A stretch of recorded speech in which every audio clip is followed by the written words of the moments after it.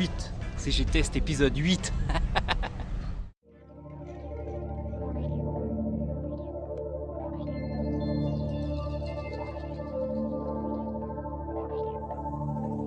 Aujourd'hui, c'est une journée américaine. On est au Mustang Nat, le rassemblement des Ford Mustang en France, ici à la Ferté-Gaucher. Et c'est parti pour une journée de taré.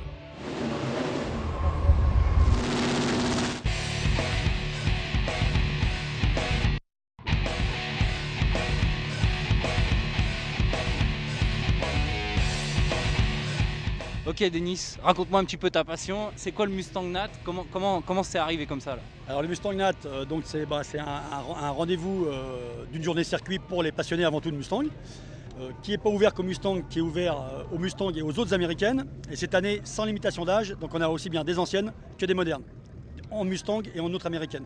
Ouais, j'imagine. En fait, cette voiture, c'est quand même un mythe, quoi. Je sais pas, ça vient d'où chez toi, cette passion là? La passion de la voiture de collection déjà, parce que c'est une ancienne. Et puis bon, c'est la passion aussi de rouler différent. Maintenant que les voitures modernes, on ne peut plus rouler, avec les restrictions de vitesse et tout. Donc là, on se fait plaisir avec des voitures qui sont pour la plupart à moteur V8, américains, voilà, qui font un beau bruit, qui a une sensation de conduite. On n'a pas besoin de rouler très vite pour avoir du plaisir au volant de la voiture.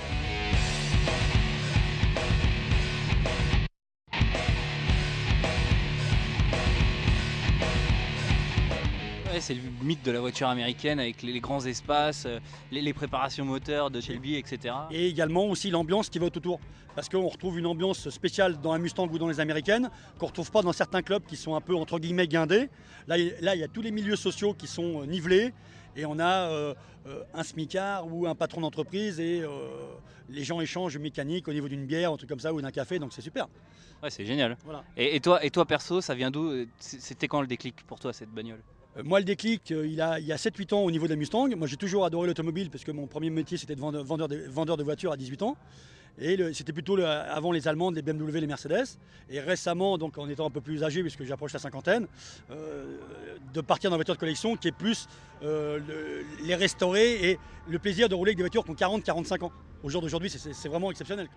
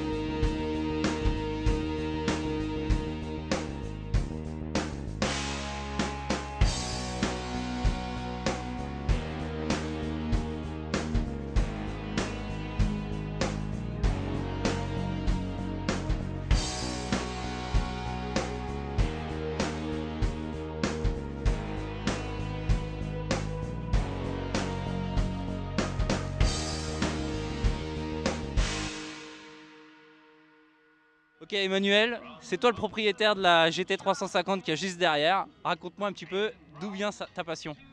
La passion est venue il y a très très longtemps quand j'étais adolescent avec un de mes meilleurs amis qui maintenant est disparu et un petit peu en souvenir il y a quelques années j'ai pris sur un coup de tête d'acheter un premier cabriolet il y a 5-6 ans et avec le club Mustang Passion on s'est fait beaucoup d'amitié avec le président aussi Denis Bourgeois et tous ces gens-là sont devenus des amis et on a pu alimenter de plus en plus notre passion et au fil du temps changer d'auto les unes derrière les autres, apprendre surtout.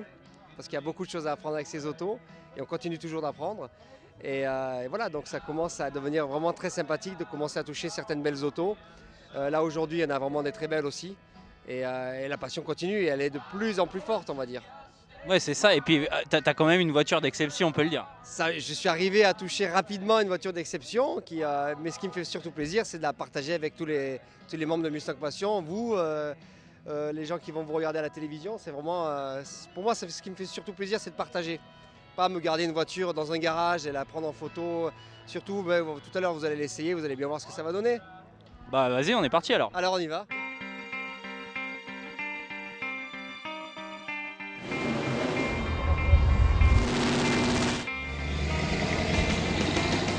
Cette voiture, tu l'as eu comment? J'ai trouvé sur internet bêtement, hein. Et on regarde un petit peu sur les forums aussi du Shelby Club aux États-Unis. Ouais. Et voilà. Et petit à petit je me suis renseigné, j'ai pris beaucoup de renseignements, puis surtout c'est une culture qu'il faut se faire, hein. Ouais. Et voilà. On apprend beaucoup de choses. Ouais. Et on se renseigne surtout parce qu'il y a beaucoup de voitures qui sont entre guillemets Trafiquées, etc. qui sont maquillées, qui sont des clones surtout. Ouais. Donc là après d'abord il faut commencer à bien regarder tout ce qui est numéro de série, se renseigner sur ce qu'ils ont fait à l'époque, Ouais. ce qui a été construit. Puis après il y a aussi un peu le coup de cœur, la forme de la voiture. La 1967 c'est une auto qui est assez particulière au point de vue look agressif. J'ai retrouvé grâce au forum l'origine de la voiture qui a été vendue en Floride, enfin a été vendue en leasing à une chaîne de radio en Floride. Et la voiture servait de voiture publicitaire, celle-ci, pour la chaîne de radio ils étaient vraiment carrément, ouais. Ils étaient en compétition, une telle compétition entre chaînes de radio à l'époque, donc chacun devait se faire remarquer du mieux qu'il pouvait. Ouais, carrément. Et donc ils avaient choisi celle-ci et ils se sont amusés pendant un an à faire du drag, à faire beaucoup de bruit, beaucoup de fumée avec cette auto. Donc étant donné qu'elle était en Floride, ils avaient besoin d'air conditionné. Donc ça fait partie des quelques-unes qui ont pu avoir l'air conditionné d'origine à l'époque. Ok. Ouais. Mais bon, pour l'instant, elle a ce look un peu silver qui est une couleur de Mustang à l'époque. Et moi je la trouve magnifique dans cette couleur, dans cette robe-là, dans cet habillage-là. Si on veut vraiment être pointilleux sur, on va dire, tout ce qui est... On va peut-être rentrer, non maintenant. Ouais, ok. C'est tout de suite à droite après le virage. On lève le bras, comme ça on la fait rentrer. Comme ça on n'est pas dans le paquet des autres quand on est... Là c'est juste là. Tu vois la petite route là à droite. Je prends. Voilà. Super.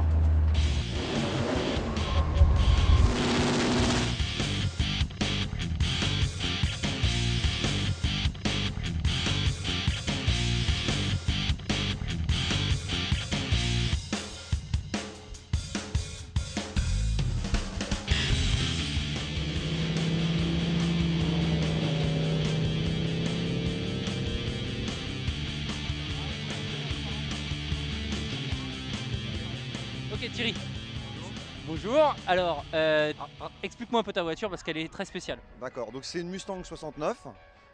C'est une voiture qui a été complètement refaite aux États-Unis avec un châssis particulier et c'est une voiture qui fait maintenant 1000 chevaux avec un moteur de 10 litres et qui est capable de faire le 400 mètres en 9 secondes. Carrément. Voilà. Et donc ça correspond à une catégorie qui s'appelle Super Gaz. Il y a un championnat français avec 5 épreuves et donc je participe à ce championnat avec cette auto. Voilà. Ok, d'accord.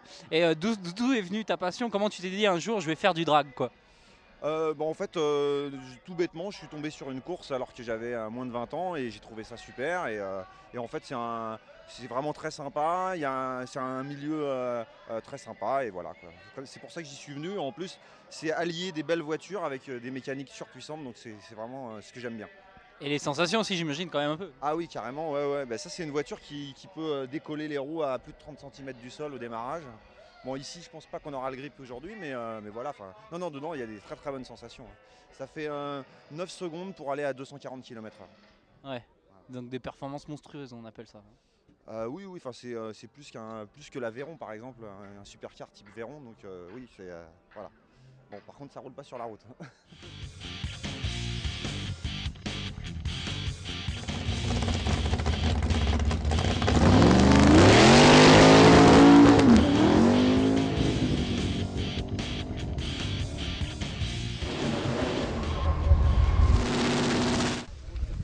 Ok les têtes brûlées, on se retrouve le mois prochain pour un nouveau défi. En attendant, faut que j'y aille. Je savais pas qu'il faisait piscine en même temps. Ah c'est bon, c'est bon.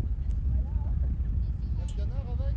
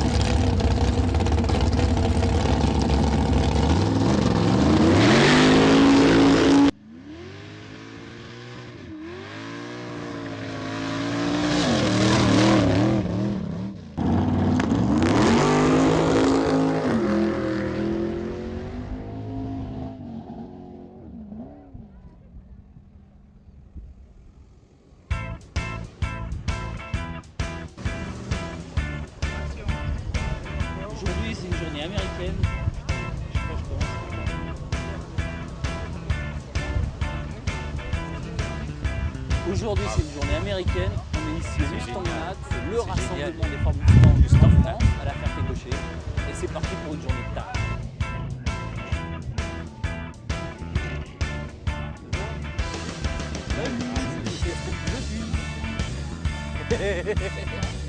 À toi, Gérard.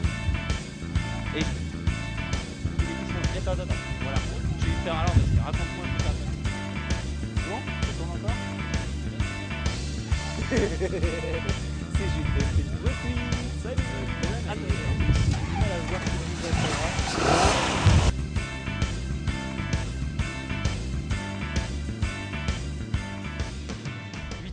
C'est G-Test épisode 8.